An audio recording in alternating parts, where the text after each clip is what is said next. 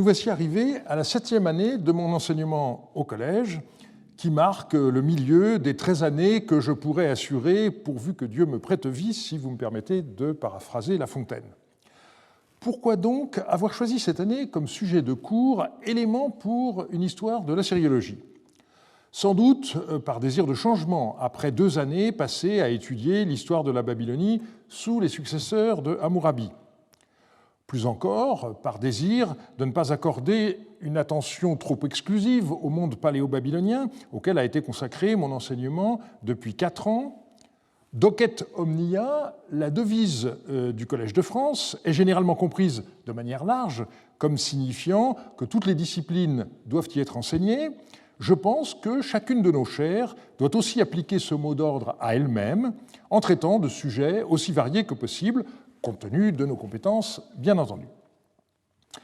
Je dois à la vérité de dire que ce choix m'a aussi été inspiré par diverses circonstances récentes. Il y a d'abord eu la célébration des 150 ans de l'École pratique des hautes études, fondée en 1868. Le colloque, qui avait été organisé par mon collègue Jean-Luc Fournet en septembre 2018, portait sur les rapports entre l'École pratique et le Collège de France. Les actes viennent d'en être publiés. Outre l'exemplaire imprimé, ils sont consultables en ligne gratuitement sur Open Edition Books. Ce fut l'occasion pour moi d'étudier le cas de l'assyriologie. Il y a eu également la célébration assez discrète des 85 ans de la découverte du site de Mari. La situation en Syrie ne se prêtait pas à un colloque comme celui qui avait marqué le 75e anniversaire, célébré à Damas en octobre 2010. Il y a eu néanmoins une initiative venue d'Argentine. Federico Luciani a organisé un numéro spécial de la revue en ligne Claroscuro de l'Université de Rosario, consacré à Mari et à la Syrie à l'âge du bronze. J'ai choisi d'y publier un panorama des 85 ans de recherche sur les textes des archives royales de Mari. Je me suis alors rendu compte que j'avais vécu la moitié de cette histoire et connu beaucoup de ses acteurs aujourd'hui disparus. Enfin, dans le cadre des recherches de mon équipe sur les archives d'Our, notamment dans le cadre du projet ANR Écriture, je me suis à nouveau intéressé aux premières fouilles qui eurent lieu sur le Tel al-Mukayyar mené par John Taylor en 1854. Mon étude vient de paraître dans un volume collectif qui est en vente, mais également disponible gratuitement sur la toile. Ce cours se situe également dans le prolongement d'études historiographiques que j'ai déjà menées depuis une vingtaine d'années. La première concerne l'enseignement du Père Scheil, que j'avais rédigé à l'occasion de la leçon d'ouverture de Sophie Desmar-Lafont à l'École pratique en 2002. La deuxième remonte à 2006, quand j'ai brièvement retracé l'histoire de la revue d'assyriologie à l'occasion de son 100e numéro. Enfin, à l'occasion du colloque de rentrée du Collège de France en octobre 2012, consacré à Renan, j'ai étudié la position du célèbre sémitisant au début de l'assyriologie, qui, nous le verrons la semaine prochaine, ne fut pas la partie la plus glorieuse de ses activités scientifiques. Voilà pour les motivations. Passons au contenu. En général, les récits qu'on peut trouver sont ceux des fouilles archéologiques et des péripéties du déchiffrement des Écritures. Les récits se recopient souvent les uns les autres. On peut citer le tome 1 du manuel d'assyriologie de Charles Fosset, paru en 1904, ou le tome 1 du manuel d'archéologie mésopotamienne d'André Parrot de 1946. Vous avez peut-être lu le livre de Doblofer, Le déchiffrement des Écritures, dont la traduction française, préfacée par Jean Bottero, date de 1959, ou encore le livre que Jean Bottero publia en 1993 avec Marie-Joseph Stève sous le titre « Il était une fois la Mésopotamie », qui a le mérite d'être bien illustré. Beaucoup plus fouillé, mais aussi plus limité chronologiquement, on peut citer le livre de Mogens Strolle Larsen sur la découverte de la Syrie entre 1840 et 1860, paru en 1996 et traduit en français en 2001. L'essentiel de l'ouvrage est centré sur la personne de l'anglais Layard, ce qui ne donne pas une vue très équilibrée de ce qui s'est passé, mais l'ouvrage contient pas mal de lettres inédites en particulier qui font toute sa valeur. Pour ce qui est du XIXe siècle, je voudrais dire tout le profit que j'ai tiré du site Gallica de la Bibliothèque nationale, où la plupart des articles et ouvrages du XIXe siècle concernant la sériologie ont été numérisés et sont librement accessibles.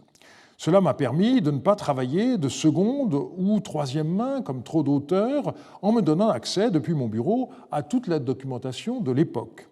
Je signalerai en particulier l'intérêt de lire Jules Maule, une des figures majeures de l'orientalisme français à cette époque. Ayant reçu une formation théologique à Tübingen, je cite Max Müller, « l'hébreu fut pour lui, comme il l'a été pour tant d'autres, le chemin de passage de la théologie à l'orientalisme. » Maule vint à Paris en 1824 pour apprendre l'arabe et le persan auprès de Sylvestre de Sacy, mais aussi le chinois, quelle époque. En 1834, il renonça au poste qu'on lui réservait à Tübingen et décida de rester à Paris. Là encore, quelle époque. Et il prit la nationalité française. Ajoutons qu'il entra à l'Académie des inscriptions et belles-lettres en 1844 et devint professeur de persan au Collège de France en 1847. Il est resté fameux comme iranisant pour son édition du Shah-Nameh qu'il publia à partir de 1838, mais son importance pour notre enquête réside dans les rapports annuels qu'il présenta à la Société asiatique de 1840 à 1867.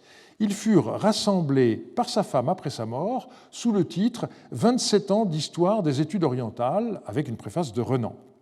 Ils ont l'avantage de montrer année par année comment les recherches progressaient aux yeux des contemporains, et l'on verra par ailleurs le rôle que Jules Maule joua en personne à un moment crucial de cette histoire. Le cours de cette année ne se limitera pas au commencement. Je voudrais parler de la transformation progressive de la sériologie en une discipline en tant que champ d'enseignement et de recherche dans le monde universitaire. On parlera bien sûr des déchiffrements, mais également des collections de tablettes, des publications et de leurs modalités, avec la création de nouvelles revues, de nouvelles séries, etc., de l'enseignement. Mon exposé mettra l'accent sur la sériologie en France, ce qui nous donnera déjà bien de la matière dans la limite de ces 11 cours, mais sans exclusivité bien entendu. Il y a aussi à cela une autre raison. Les assyriologues anglais, allemands ou américains se sont sans doute davantage intéressés à l'histoire de leur discipline que les Français. Nous parlerons de gens célèbres comme Renan, Thureau d'Angin ou Dorme, d'autres qui le sont moins, comme Oppert, Scheil ou Fosset, et d'autres bien oubliés comme Amiot, Ménan ou Ledrin. J'exclurai de mon tour d'horizon les savants qui vivent encore et pratiquement je m'arrêterai en 1975 pour deux raisons. C'est le moment où j'ai véritablement débuté en assyriologie, l'année 1974-75 ayant été celle de ma maîtrise, avant que je ne passe l'agrégation d'histoire l'année suivante et que je ne devienne ensuite l'assistant de Paul Garelli.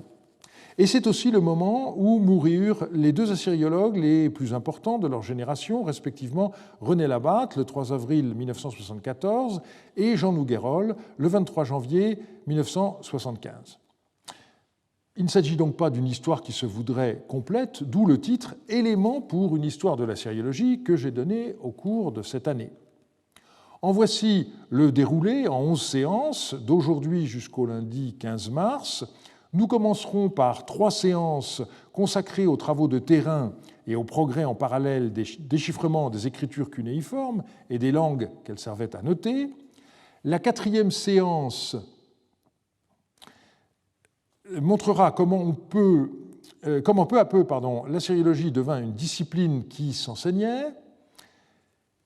Le cours du 1er février sera consacré à l'analyse des rapports compliqués entre assyriologie et études bibliques. Un cours complet sera dévolu à l'année 1905 qui vit la succession d'Oppert. Nous verrons ensuite la façon dont les fouilles donnèrent lieu à la constitution de collections de tablettes et nous analyserons les modalités de leur publication. On passera à l'entre-deux-guerres avec un accent particulier sur la découverte d'Ougarit puis celle de Marie, et les deux dernières séances nous conduiront de 1945 à 1975. Après cette introduction générale, je passe au premier de nos 11 cours consacrés aujourd'hui à la naissance de la sériologie, avec un accent particulier mis sur le travail de terrain et le début des déchiffrements. Qui a fondé la sériologie ? Pour Sir Ernest Wallis Budge, qui fut conservateur en chef des antiquités orientales au British Museum de 1894 jusqu'à sa retraite en 1924, aucun doute, le mérite en revenait aux Anglais et le fondateur de la sériologie était Rawlinson. En témoigne la dédicace de l'ouvrage qu'il publia en 1925 sous le titre The Rise and Progress of Assyriology, je traduis. Ce livre, où il est montré comment les administrateurs du British Museum ont encouragé la science de l'assyriologie fondée par Rawlinson et l'ont développée et installée par leurs fouilles en Mésopotamie et par la publication des textes cunéiformes, je le dédie, suite une dédicace à l'archevêque de Canterbury, qualifié de Principal Trustee du British Museum. Ce livre est disponible librement sur la toile, et si vous avez la curiosité de le lire, vous pourrez y noter un ton d'un nationalisme parfois insupportable. Le Brexit n'est pas né de nulle part. Je citerai encore ce passage. En somme, il semble exister un désir assez répandu, surtout sur le continent, et en Angleterre parmi les disciples des savants continentaux, de déprécier les travaux des assyriologues anglais, et d'occulter le fait que la science de l'assyriologie a été fondée par des Anglais et développée entièrement par les administrateurs du British Museum et leur personnel. Les Anglais ont construit l'édifice principal de l'assyriologie et d'autres nations en ont construit les annexes. Et un peu plus loin, l'objet de ce livre est de raconter aux lecteurs non spécialistes comment Rawlinson a fondé la science de l'assyriologie, comment elle a été établie uniquement par les administrateurs du British Museum et de montrer comment son étude est passée de l'Angleterre en Allemagne et dans d'autres pays européens et enfin en Amérique où elle s'est profondément enracinée. Vous remarquez que les États-Unis sont nommés mais pas la France. C'est un texte écrit en 1925. Fin de la parenthèse. Alors, note de bas de page pour ceux qui regarderont cette vidéo dans quelques années, je dis ceci au lendemain quasiment du Brexit. Rawlinson fut-il le père de la sériologie comme le prétendait Budge en 1925 et comme on le lit encore aujourd'hui par exemple sur Wikipédia? Le rôle éminent de Jules Oppert, citoyen français d'origine allemande, fut admis par Rawlinson lui-même dans son discours inaugural lors du 2e congrès international des orientalistes à Londres en 1874. Si quelqu'un a le droit de revendiquer la paternité de la science assyrienne telle qu'elle existe actuellement, c'est certainement cet éminent savant, disait Rawlinson de Jules Oppert. Rawlinson avait alors 64 ans, Oppert seulement 49, et il venait d'être nommé professeur au Collège de France. Quelle histoire se cache donc derrière cette apparente rivalité franco-britannique? C'est ce que nous allons voir dans les 2 premiers cours. Je vous propose d'étudier d'abord la découverte et le déchiffrement des inscriptions perse-achéménides, puis la redécouverte de la Syrie avec les fouilles de Khorsabad et la poursuite des explorations sur le terrain jusqu'en 1855, et nous continuerons l'histoire du déchiffrement du cunéiforme assyrien la semaine prochaine.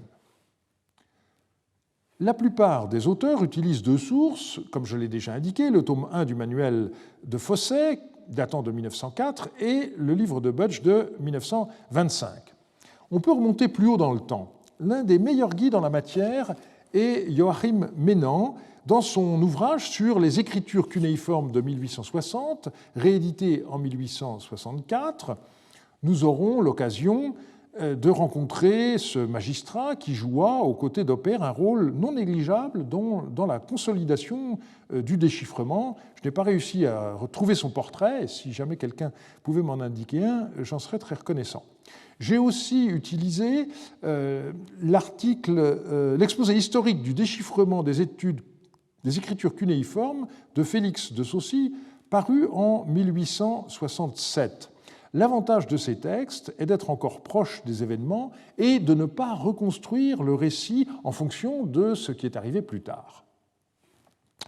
Nous allons voir, pour commencer, comment les inscriptions cunéiformes ont été copiées puis déchiffrées, et d'abord celles des rois perses achéménides, en particulier à Persépolis. Il faut commencer par les récits de voyageurs qui décrivirent certains sites importants, et je me limiterai à quelques noms. D'abord, celui de Benjamin de Tudel, un rabbin qui, entre 1160 et 1173, partit de la Navarre pour la Palestine, puis, traversant le désert syrien via Palmyre, franchit l'Euphrate et finalement atteignit Mossoul, où il voulait visiter l'importante communauté juive de la ville. Son récit en hébreu a été imprimé en 1543, une traduction latine en 1575, et il y a même eu une traduction française plusieurs fois réimprimée. Il décrivit les ruines qui font face à Mossoul et les identifia correctement comme étant celles de Ninive. La tradition locale y situait en effet la tombe de Jonas. Elle a été restaurée du temps de Saddam Hussein. Voilà comment elle était quand je l'ai vue en 1998. Depuis, comme vous savez, elle a été gravement endommagée par Daesh en juillet 2014. Deuxième nom notable, celui de Pietro della Valle en 1614-1626, parce qu'il fut le premier à rapporter en Occident des inscriptions cunéiformes. En Iran, à Persépolis, il copia quelques signes en indiquant « Personne ne peut dire quels sont ces caractères, ni à quelle langue ils appartiennent. Ils sont d'une grandeur prodigieuse. Ils ne sont point liés ensemble pour former des mots, ils sont séparés comme les caractères hébreux. J'en ai copié 5 du mieux que j'ai pu. » Il ramassa aussi des briques provenant de Babylone, mais aussi d'Our, où il passa en 1625. D'autres voyageurs rapportèrent des copies d'inscriptions de Persépolis, notamment le peintre hollandais Cornelius de Bruins, en français Lebrun, dont le récit de voyage parut en 1714. Ces copies jouèrent un rôle important dans le déchiffrement de Grotefend, de même que celle du français Chardin. Mais le voyageur le plus important est sans nul doute Carsten Niebuhr.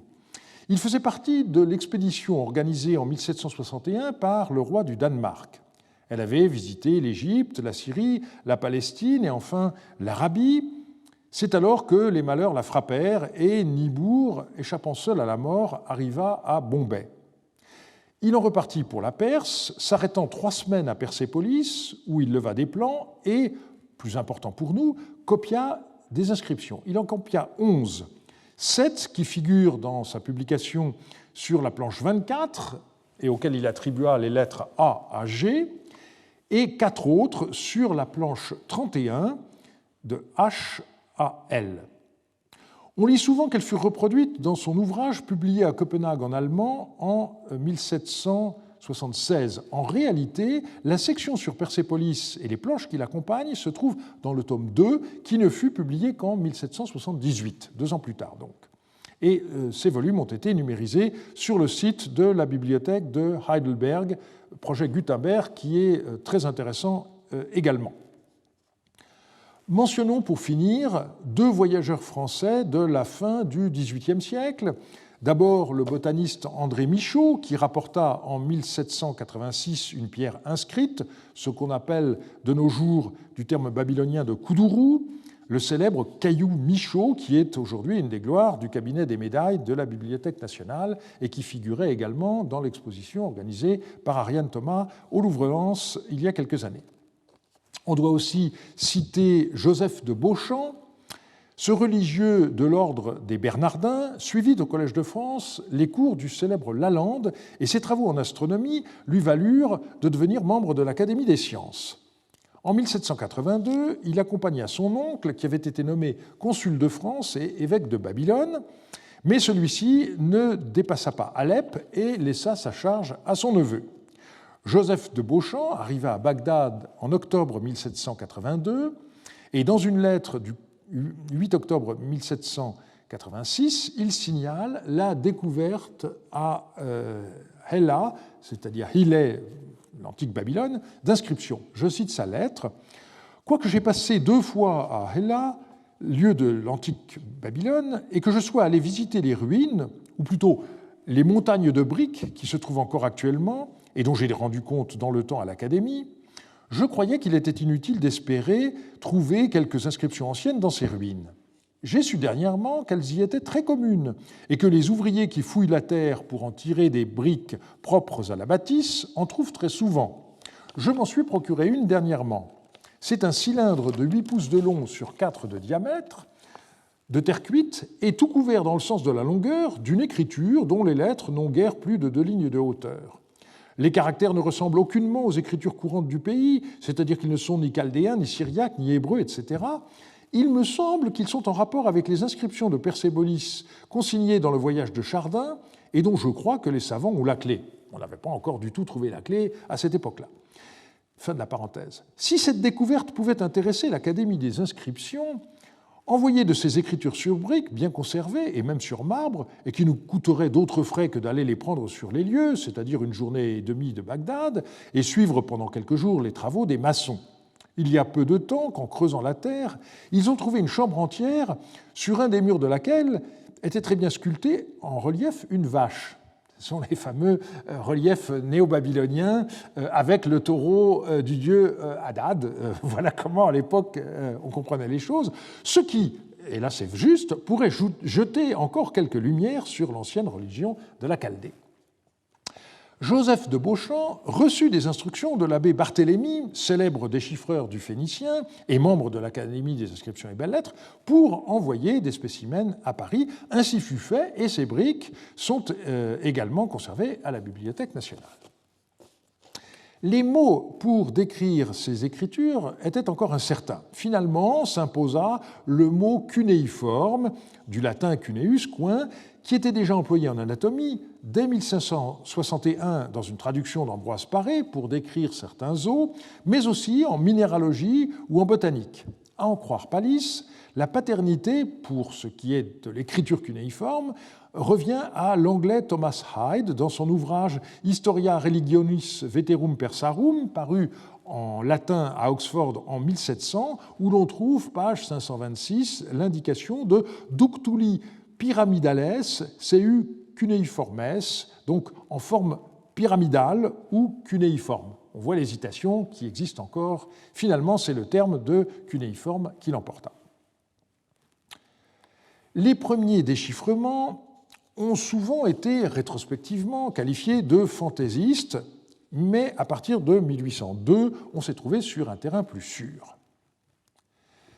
Généralement, l'histoire des déchiffrements s'écrit de façon téléologique. Puisqu'on connaît la fin de l'histoire, le récit privilégie les découvertes qui ont mené au succès. C'est le cas du livre de Palisse, Early Exploration in Mesopotamia, paru à Copenhague en 1954. Mais il peut être intéressant également de s'intéresser aux fausses pistes et de tenter de comprendre ce qui a mené des esprits par ailleurs très brillants dans des impasses. C'est ce qu'ont fait Eva Kanchik-Kirschbaum et Grégory Chambon dans leur article sur les caractères en forme de coin, le cas du cunéiforme, paru dans la revue d'Assyriologie en 2006, que je vous invite à lire si vous voulez en savoir plus. Une étude d'Ignace Gelb, parue en 1975, rappelle que les systèmes d'écriture peuvent noter le langage de deux façons, logographique ou phonétique. Et il existe donc trois types d'écriture, alphabétique avec un signe égale un son, syllabique dans lesquels un signe représente une syllabe, et finalement logosyllabique. Les deux premiers types sont phonétiques, tandis que le troisième mélange des éléments logographiques pour lesquels un signe égale un mot et des éléments phonétiques. Par définition, une écriture logosyllabique comporte davantage de signes qu'une écriture syllabique et encore plus qu'une écriture alphabétique et sera donc plus difficile à déchiffrer. Gelb avait en outre décrit les 4 situations possibles, dont 3 présentent des problèmes à déchiffrer. Donc, ce qu'il appelle le type 0, c'est quand on connaît l'écriture et la langue.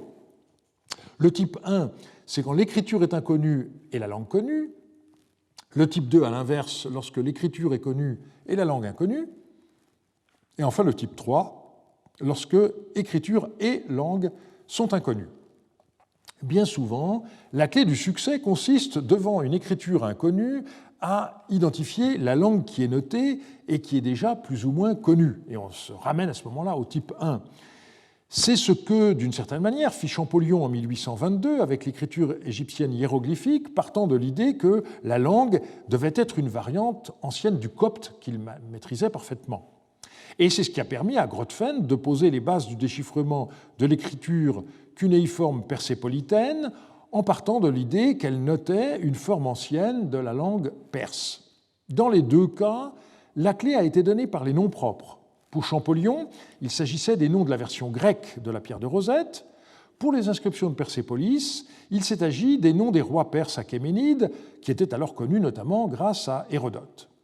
La clé du succès a été résumée par Gelb en deux mots, logique et patience. Grotefend n'était pas un philologue ni un historien, mais en s'appuyant sur les travaux de ses prédécesseurs, il a fait faire un progrès important au déchiffrement de l'écriture vieux perse. En copiant les inscriptions de Persépolis, Carsten Niebuhr avait déjà compris qu'elles correspondaient à trois écritures différentes. Nous savons aujourd'hui qu'il s'agit du vieux perse, de l'élamite et du babylonien. La plus simple comptait, selon Niebuhr, 42 signes et se lisait de gauche à droite. Vers 1900, Tuxen et Münter comprirent indépendamment qu'un des signes de Niebuhr était en fait un séparateur de mots, ce qui constitua bien entendu un progrès essentiel pour le déchiffrement. Münter affirma de plus que les inscriptions de Persépolis devaient dater de l'époque achéménide et réussit à comprendre qu'une séquence de signes désignait le mot roi. Grotefend reprit l'idée que les inscriptions recopiées à Persépolis étaient celles de rois achéménides dont les noms et la succession étaient connus du VIe au IVe siècle avant notre ère. Il considéra en outre que les titulatures devaient être peu ou prou les mêmes que celles des rois perses postérieurs de la dynastie sassanide. Il s'appuya en particulier sur une inscription du roi Chapour Ier, connue par trois versions, dont une en moyen perse et une en grec, et qui avait été étudiée par Sylvestre de Sacy. Elle répondait au schéma un tel, roi grand, roi des rois, fils d'un tel, roi.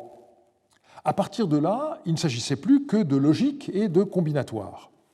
Grotefend eut l'idée de rapprocher deux des plus courtes inscriptions recopiées par Niebuhr. On pouvait y repérer la séquence roi et roi des rois.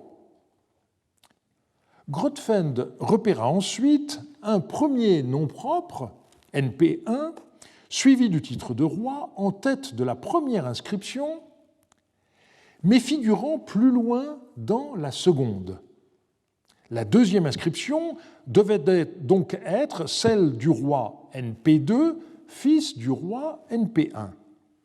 Or, dans la première inscription, le nom du père du roi NP1 n'était pas suivi par le titre de roi.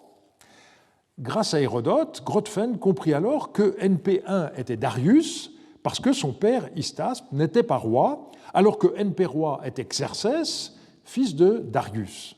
Et à partir de là, il a réussi à établir la valeur de 12 signes et à donner le sens de ces deux inscriptions, Darius, roi grand, roi des rois, fils d'Hystaspes, et Xerxès, roi grand, roi des rois, fils de Darius, roi des rois. Et là s'arrête pratiquement le rôle de Grotefend, car dépourvu de formation philologique, il n'a pas pu aller plus loin.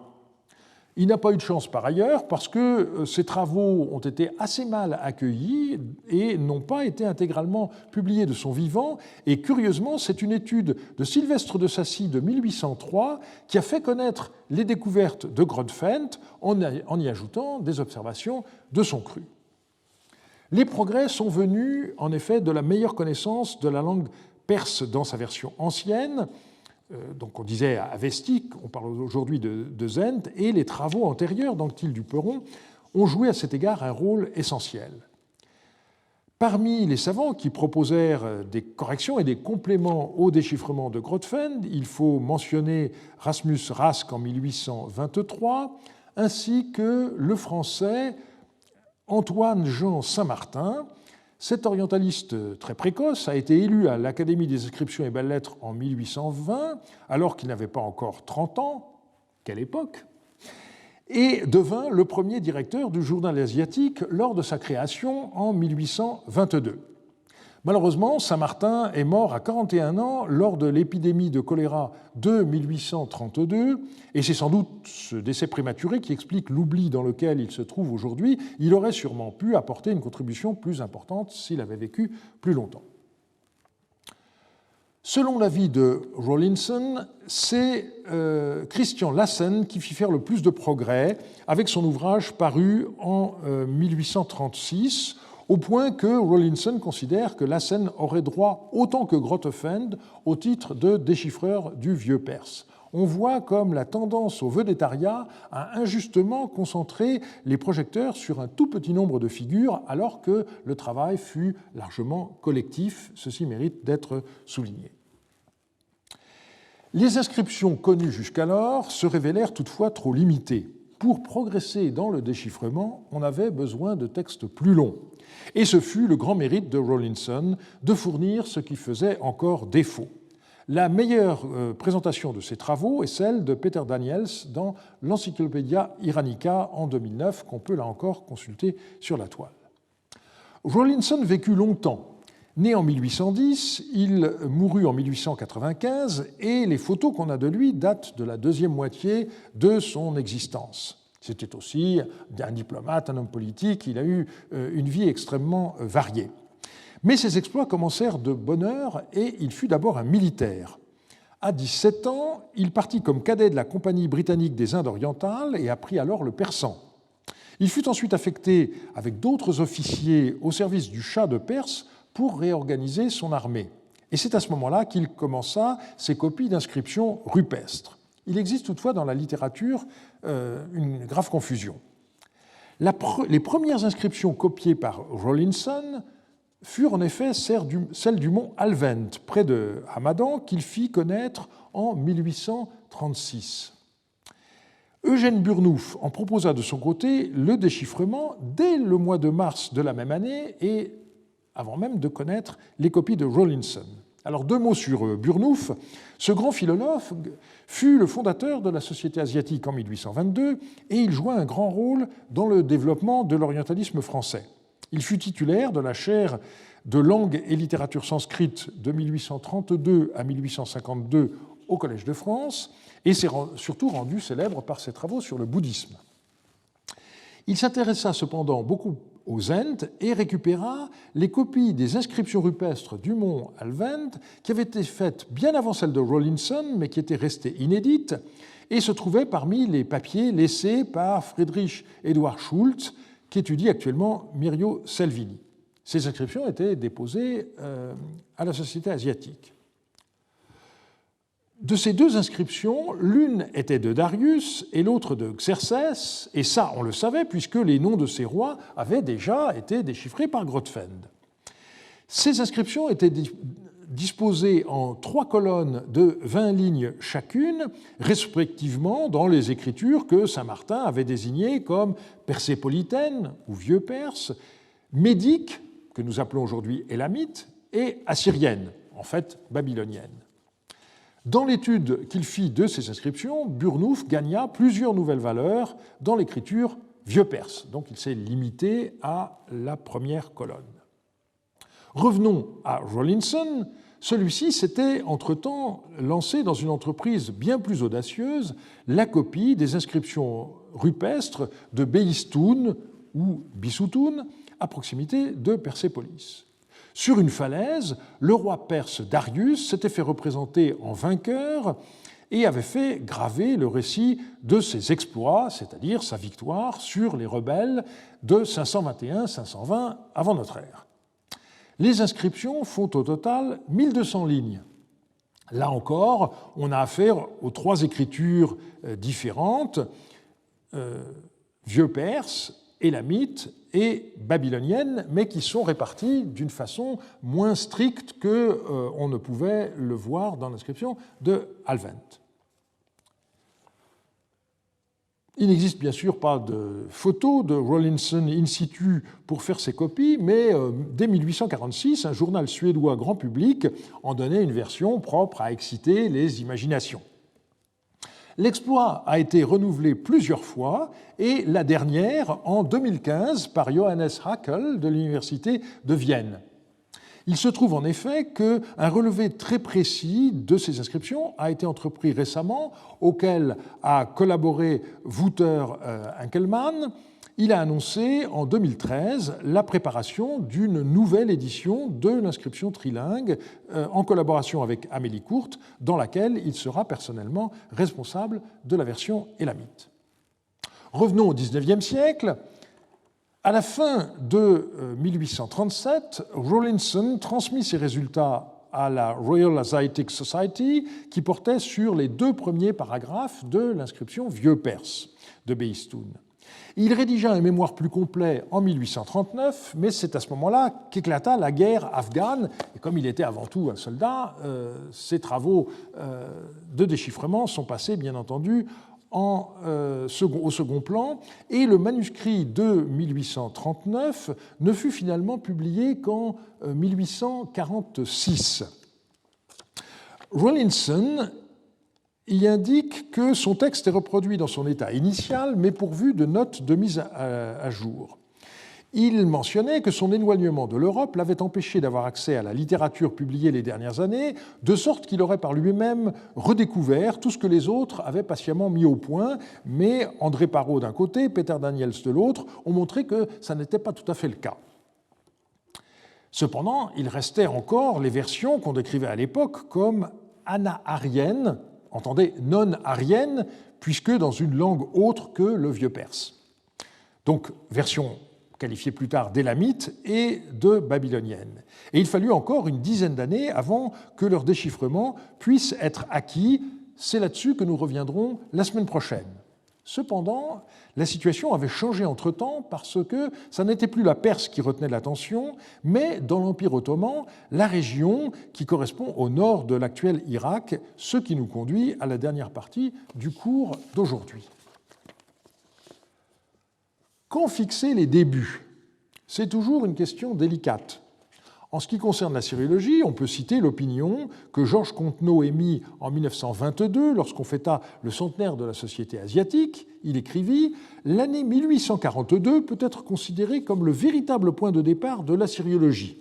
À partir de ce moment, fouilles et déchiffrements iront de pair, ainsi que les travaux d'ensemble destinés à coordonner leurs résultats. » Nous allons examiner successivement les fouilles pionnières de Khorsabad, puis la suite de l'exploration du nord, du centre et du sud de l'Irak actuel. En 1842, Paul-Émile Botta venait d'être nommé vice-consul de France à Mossoul. Il était né à Turin en 1802, juste après que le Piémont ait été annexé à la France par Napoléon, et il n'y a donc aucune raison de l'appeler Paolo Emilio, comme le fait Larsen constamment dans son ouvrage, sauf à vouloir donner l'impression qu'on veut minimiser le rôle de la France dans les débuts de l'archéologie mésopotamienne. Médecin de formation, Botta commença en 1837 une carrière diplomatique qui le conduisit d'abord à Alexandrie, puis en Arabie et au Yémen, et donc finalement en 1842 à Mossoul.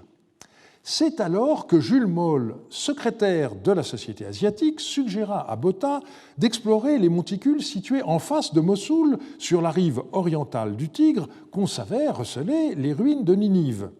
Alors, si l'on tient à présenter une vision nationaliste des choses, on ne peut dire simplement que c'est un savant français d'origine allemande qui pilota un diplomate français d'origine piémontaise.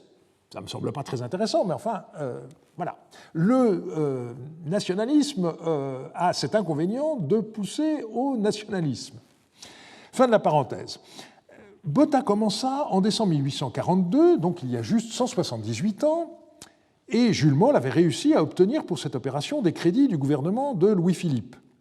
Mais comme Botta n'a pas obtenu rapidement des résultats très convaincants, il s'est rapidement transporté à 18 km de là, car les villageois de Khorsabad lui avaient signalé l'existence de ruines intéressantes. Et de fait, le palais de Sargon II n'allait pas tarder à sortir du sol avec ses magnifiques bas-reliefs. Une partie d'entre eux fut transportée jusqu'à Paris, ils arrivèrent au Louvre en 1846, et c'est ainsi que fut inauguré le musée assyrien. Le travail sur le terrain fut interrompu en 1845 et Botta n'y revint plus jamais. On connaît les 5 magnifiques volumes in-folio publiés par Botta et le peintre Eugène Flandin de 1846 à 1850 sous le titre « Monument de Ninive ». Contrairement à ce qu'on dit souvent, le titre n'est pas complètement faux. Ce monument de Ninive, c'était le palais de Khorsabad. Alors, à l'époque, on croyait qu'il faisait partie de la ville même de Ninive, puisque la Bible disait qu'il fallait 3 jours pour la parcourir, au livre 3 du livre de Jonas. Or, Khorsabad n'est qu'à 18 km de Ninive. Ça n'est qu'après le déchiffrement de l'assyrien que fut révélé le véritable nom du site, d'Ur-Sharrukin. Par ailleurs, on oublie souvent que Botta recopia lui-même les inscriptions cunéiformes de Khorsabad, qui occupent 2 des 5 volumes de la publication. Il publia certaines de ces copies dès 1843 dans une lettre à Jules Moll qui fut reproduite dans le journal asiatique. Et c'est un exploit d'autant plus remarquable que Botta ne comprenait pas un mot de ce qu'il copiait. Par la suite, on créa à l'imprimerie nationale des poinçons spéciaux et les inscriptions furent reproduites dans le volume 3 en 1849 et dans le volume suivant. Laissons la parole à François-Antoine Duprat, qui est l'auteur de cette fonte. L'auteur de cette notice a imaginé un système qui a simplifié cette opération de telle sorte qu'avec 80 poinçons, représentant tous les éléments de groupe et combinés de manière que toutes les parties se parangonnent et se juxtaposent dans tous les sens, on peut reproduire exactement toutes les inscriptions cunéiformes assyriennes. Il faut aussi signaler que dès cette époque, quelqu'un comme Jules Moll s'éleva contre la pratique de l'impression, se déclarant favorable aux copies. Il écrivait à propos du livre publié en 1851, Les inscriptions cunéiformes découvertes par Layard à Nimroud. Il est peut-être à regretter qu'on se soit servi pour cette publication de caractères d'impression au lieu de gravure ou de lithographie, car quand il s'agit de caractères compliqués et encore imparfaitement connus, on est toujours exposé à négliger ou à exagérer de petites différences entre les caractères et à régulariser les formes au détriment du fond. On ne saurait mieux dire. Le problème est que pour déchiffrer ces inscriptions, tant de Khorsabad que de Nimroud ou de Ninive, on ne disposait pas encore du texte assyrien, comme on disait alors, de la trilingue de Behistun. Et beaucoup firent le reproche à Rawlinson de garder ces copies par devers lui. Elles ne furent en effet publiées qu'en 1855. Je cite à nouveau Jules Moll, qui écrivait une fois encore dans son rapport sur l'année 1850-1851, M. Rawlinson, qui possède plus de matériaux assyriens que personne, qui a donné dans ses travaux antérieurs des preuves abondantes de zèle et d'aptitude pour ses recherches, et de qui l'Europe savante attend depuis des années la publication de la partie assyrienne de la grande inscription de Darius et la communication de ses lumières sur ce problème obscur, a commencé à nous donner un avant-goût de ses découvertes. Donc on voit que tout le monde était suspendu à cette publication. Botta ne resta pas longtemps seul à fouiller les ruines de l'antique Assyrie. Il fut rejoint par Layard et Rassam à Nimroud puis à Ninive, et ensuite l'exploration s'étendit vers le sud, en Babylonie centrale et méridionale. Je n'insisterai pas sur les fouilles de Layard et de Rassam à Nimroud et à Ninive, l'ouvrage de Larsen en donne le détail. Il faut revenir à Khorsabad. En 1851, Victor Place, qui était le nouveau consul de France à Mossoul, reçut instruction de reprendre les fouilles de Khorsabad interrompues en 1845. Ce qu'il fit avec succès, jusqu'à ce qu'il reçoive en 1854 ordre du ministre de cesser ses recherches. On lui doit les premières photos de fouilles grâce au calotype de Gabriel Tranchant. Par ailleurs, une expédition fut lancée en 1851 qui avait pour but d'explorer la Mésopotamie et la Médie elle fut placée sous la responsabilité de Fulgence Fresnel. Et c'est ici que nous rencontrons pour la première fois Jules Oppert. Pour le présenter, je citerai l'obituaire que lui consacra Gaston Maspero en 1905. Oppert était né à Hambourg en 1825 et il avait fait ses études de droit et de philosophie orientale à Heidelberg, puis à Bonn, de la façon la plus brillante. À 22 ans, il savait l'arabe, le sanskrit, le zend, et il publiait ses premiers mémoires sur la Perse. Un avenir brillant l'attendait en Allemagne s'il n'eût été juif. Comme beaucoup de ses coreligionnaires, il quitta un pays dont les lois lui refusaient les droits civiques et il vint s'établir en France vers la fin de 1847. Fin de citation. Ayant enseigné l'allemand dans un lycée à Laval puis à Reims, Oppert, qui avait alors 27 ans, fut choisi pour accompagner l'expédition en Mésopotamie et en Médie dirigée par Fulgence Fresnel, qui comportait également l'architecte Félix Thomas. Les voyageurs arrivèrent à Mossoul en mars 1852. Et c'est là qu'Oppert rencontra Rawlinson pour la première fois.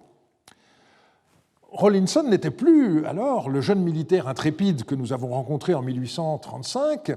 Il était devenu en 1843 agent politique de la Compagnie des Indes orientales, puis l'année suivante consul à Bagdad. Et donc en mars 1852, Rawlinson avait 42 ans et, en tant que consul général d'Angleterre, s'occupait des découvertes de Ninive, dont la fouille était alors passée aux mains de Rassam. Or, en 1851, à la fin de son ouvrage sur les inscriptions des Achéménides, Oppert avait rendu une image, disons, mitigée de Rawlinson. Certes, il le créditait d'avoir mis à la disposition de tous la version vieux perse de l'inscription de Bisoutoun, mais il lui reprochait en même temps de garder pour lui seul les copies de la version élamite et surtout de la version assyrienne. Je cite Oppert. Aucun ami de l'Antiquité ne refusera ses éloges aux militaires anglais courageux et savants, par les soins duquel cet important document a été rendu accessible à ses contemporains. M. Rawlinson a grandement mérité de l'histoire du genre humain. Mais Oppert ajoutait un peu plus bas, nous appelons pour cela de nos vœux la publication des traductions médiques, c'est-à-dire élamites, et babyloniennes de l'inscription de Bisoutoun, par lesquelles le savant anglais acquerra une gloire de plus pour sa nation et attachera à son nom le souvenir d'une illustre découverte. Il semble que Rawlinson n'ait guère apprécié, et donc les deux hommes ne s'étaient encore jamais croisés, et on possède deux récits de leur rencontre à Mossoul en mars 1852. L'un est postérieur, puisque publié en 1863, et il est d'Oppert lui-même. Quelques jours plus tard, le colonel Rawlinson arriva de Bagdad. Messieurs Jones et Hislop avaient remis à M. Fresnel l'interprétation de l'inscription de Bisoutoun, dans la préface de laquelle le savant auteur avait répliqué d'une manière un peu vive à la critique que j'avais faite de son interprétation des textes perses. Dans mes inscriptions des Achéménides, donc le livre d'Oppert de 1851, j'avais combattu, avec toute la mesure et tout le respect dû à un homme qui a si grandement mérité de la science, différents points de l'interprétation de Sir Henry Rawlinson. Il n'était pas encore Sir en 1852, mais il l'était devenu en 1863. Quand je le critiquais, habitant la province à Reims, je n'avais eu connaissance que des travaux faits par M. Rawlinson jusqu'en 1849. Je n'avais pas vu les écrits plus récents du savant anglais qui, dans sa préface, me reprochait de les avoir systématiquement ignorés et s'était oublié au point de sortir de la mesure digne d'un savant tel que l'est Sir Henry. M. Fresnel prouva à ce dernier, par mon livre même, que je n'avais pu connaître une partie de ses travaux et, en s'appuyant sur les données que je lui avais fournies, il fit bientôt comprendre à M. Rawlinson que les œuvres que j'étais accusé d'avoir systématiquement ignorées ne contenaient pas, dans l'immense majorité des cas, la rectification des erreurs que j'avais eu à combattre. Enfin, il lui montra que, même si j'avais connu ses travaux, je n'aurais pu changer en beaucoup de cas la nature de mes objections. M. Rawlinson, du reste, avait lui-même, dans une note, exprimé l'opinion que je semblais ignorer l'existence de ses écrits publiés depuis 1849, qui se résumaient en un glossaire perse continué jusqu'à la lettre D. Il reconnut en galant homme son erreur Et dans une entrevue dans laquelle il m'exprima ses regrets, nous fîmes une connaissance personnelle qui a été, pendant mon séjour à Bagdad, de la plus haute importance pour mes études assyriennes et la source de relations agréables. Donc Rawlinson avait reproché à Hopper de ne pas l'avoir cité dans son livre de 1851, alors que lui-même, dans son livre de 1846, avait, comme on l'a vu, indiqué qu'il ne citait personne, faute d'avoir pu lire les travaux des autres. Si on lit entre les lignes le texte d'Hopper, on soupçonne que la rencontre s'est en fait assez mal passée, et on voit qu'elle a eu lieu. Il y a eu deux temps. Fresnel d'abord, qui a arrangé la rencontre, parce que manifestement, dans un premier temps, Rawlinson ne voulait pas rencontrer Hopper, et puis finalement, la rencontre a eu lieu. Et on a des mots de Fresnel lui-même, le compte-rendu dans une lettre de cette entrevue, mais malheureusement, je n'ai pas le temps de la citer. Il fallut 3 semaines pour que fût achevée la construction des radeaux à outre, ce qu'on appelle des keleks, et c'est par ce moyen que l'expédition de Fresnel put faire le trajet de Mossoul à Bagdad en descendant le Tigre en 5 jours. Au départ, Fresnel espérait fouiller dans le sud et il écrivit un rapport en ce sens. « Je suis presque certain d'avance que les fouilles à faire dans la Chaldée, non loin de l'embouchure de l'Euphrate, seront incomparablement plus productives que celles de Babylone. » Il n'avait pas tort. Mais finalement, Fresnel et ses 2 adjoints travaillèrent essentiellement dans les ruines de Babylone et des environs, non sans difficulté. Dans son bilan, Fresnel parle d'un immense désappointement archéologique et Hopper en profita surtout pour étudier les inscriptions cunéiformes d'origines diverses qu'il eut entre les mains. Il se rendit d'ailleurs dans d'autres sites comme à Borsippa. Finalement, Hopper rentra à Paris en 1854 et Fresnel mourut à Babylone en 1855. Il n'avait pas voulu rentrer. Je dois noter ici le mépris total avec lequel Rawlinson jugea les 2 entreprises françaises selon une lettre qu'il écrivit de Bagdad le 2 juillet 1852, donc avant même que les travaux aient véritablement commencé, ou quand ils étaient encore dans leur début. La Commission française ne fait absolument rien ici et ne fera probablement rien non plus, même en restant aussi longtemps qu'elle le pourra. Fresnel vit d'opium et Hopper ne pense qu'à son salaire. Je crois que jusqu'à présent, Place n'a rien trouvé qui mérite mention. Khorsabad était épuisé et il était assez stupide de continuer à y travailler. Alors, sur le premier point, il n'avait pas tort, l'expédition de Babylone n'a pas donné grand-chose. Sur le second point, en revanche, il s'est grandement trompé. Passons au sud. Ce sont donc des Anglais qui ont fouillé le sud, et tout d'abord Loftus. Loftus fit d'abord partie de la commission de délimitation de la frontière entre l'Empire ottoman et la Perse à partir de 1849. En 1850, il découvrit le site de Warka, qu'on sait depuis avoir été l'ancienne Uruk, où il fouilla 3 semaines. Il se rendit aussi à Sankéré, identifié par la suite comme Larsa, et à Al-Muqayyar, qu'on a également identifié plus tard comme étant Our, et il débuta les fouilles de Suse entre 1851 et 1853. Vu ses succès, en juillet 1853 fut créé en Angleterre un Assyrian Excavation Fund qui avait pour but d'encourager les recherches dans le sud en parallèle avec ce qui se faisait alors autour de Ninive. C'est ainsi que Loftus revint à Warka et à Sankéré, et également qu'il se rendit à Telsifre pour une digging party, comme il dit lui-même, parce que des ouvriers lui avaient indiqué la découverte d'un lot très intéressant d'outils, et il découvrit également un lot de quelques 70 tablettes qui sont chères à mon cœur, puisqu'elles ont été le sujet de mon premier livre paru il y a désormais 40 ans. L'Assyrian Excavation Fund permit également à John Taylor, alors vice-consul britannique à Bassora, d'entreprendre des fouilles, et il choisit le site de Tel al-Muqayyar, donc qui avait été visité par son compatriote Loftus, où il mena des fouilles au printemps et à l'automne 1854. La tour à étage, la ziggurat, qui dominait le site, retint son attention et il y trouva des textes de fondation qui permirent par la suite à Rawlinson, qui les publia, d'identifier le site comme l'antique ville d'Our. Et je signale à nouveau, au passage, que le premier chapitre du livre sur les archives d'Our qui vient de paraître vous en permettra d'en savoir plus. Au total, les sites du Sud ne fournirent rien d'aussi spectaculaire que le nord du pays, et les fouilles s'arrêtèrent. Cela s'explique facilement, les palais assyriens étaient décorés d'orthostates en pierre qui permettaient facilement de retrouver le plan des bâtiments. Dans le sud, tout était en briques qu'on ne savait pas encore fouiller. Il faudra pour cela attendre les architectes allemands de la fin du XIXe siècle, à Babylone comme à Assour. L'écho de toutes ces découvertes dans le public fut considérable au point qu'on a pu parler d'assyromanie.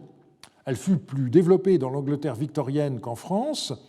Je n'en présenterai qu'un élément, une médaille qui représente la découverte de Ninive, qui date de 1854 et qui présente une curieuse combinaison de styles néoclassiques et d'éléments assyriens comme le taureau ailé. Cette médaille fut commandée dès 1851 et elle comprend cette légende. Niniven latentem a 1845 Gallia aperuit, soit traduit librement, la France a découvert à partir de 1845 les ruines de Ninive. Toujours avec cette idée que Khorsabad n'était qu'une partie de Ninive. La médaille n'a été gravée qu'en 1854, ce qui explique que le revers représente Louis-Napoléon Bonaparte avec le titre d'empereur. Ceci nous amène donc à l'année 1855, qui constitue une sorte de tournant. Elle fut d'abord marquée par ce qu'on appelle le désastre de Gourna en mai 1855, les découvertes de places à Khorsabad entre 1851 et 1854 avaient été acheminées jusqu'à Bagdad, où on leur adjoignit les caisses contenant les antiquités découvertes par l'expédition de Fresnel. Le tout devait rejoindre le port de Bassora, où attendait un navire français, mais des pillards firent échouer la plupart des barques et quélecs, de sorte qu'une grande partie du chargement sombra. Le Louvre possède néanmoins toujours un génie et un taureau ailé rescapé de ce désastre. La page brillante de l'archéologie mésopotamienne, ouverte par Botta en 1842, se referma ainsi de façon peu glorieuse. Par ailleurs, l'année 1855 est marquée par le retour de Rawlinson à Londres. On possède une version rationalisée de l'événement sous la plume de Budge. Je cite, « Convaincu qu'aucun vestige de grands bâtiments anciens semblables au palais et au temple d'Assyrie ne se trouvait en Babylonie, il, c'est-à-dire Rawlinson, estima, lorsque M. Taylor eut terminé ses fouilles à Moukaïar et dans les sites voisins, que le moment était venu pour lui de retourner en Angleterre afin d'établir sur une base plus large la science de l'assyriologie qu'il avait fondée. » La réalité était beaucoup moins glorieuse. Rawlinson fut victime d'un accident d'équitation. Il avait 45 ans. Et sa présence sur place se révélait en outre moins nécessaire maintenant que la concurrence française avait disparu. Rawlinson se consacra dès lors à l'étude de tous les écrits ramenés au British Museum et pilota depuis Londres les travaux de terrain des décennies suivantes. C'est ce que nous verrons dans le cours de la semaine prochaine, mais je voudrais terminer par une citation d'Oppert écrite en 1850 et qui me semble toujours d'actualité dans le domaine de la recherche. Quel est celui qui ne se trompe pas, surtout dans une science où le domaine de la conjecture est si étendu? Ce n'est certes pas celui qui croit avoir toujours raison. En outre, qui suppose pouvoir expliquer tout montre par cela même qu'il n'est pas tout à fait à la hauteur de la question. Je vous remercie de votre attention.